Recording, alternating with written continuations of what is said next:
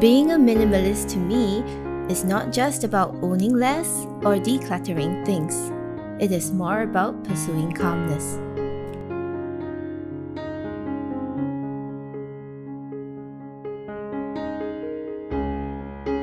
It is something I want to do for my life, for my health. A home to me is where I rest and recharge and find peace within myself.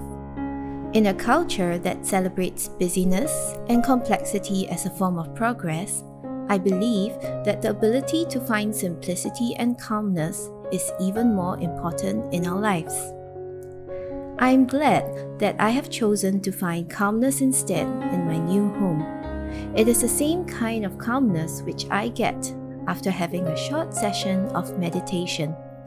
Such a calming effect allows myself and my husband to focus on the things that we really enjoy doing.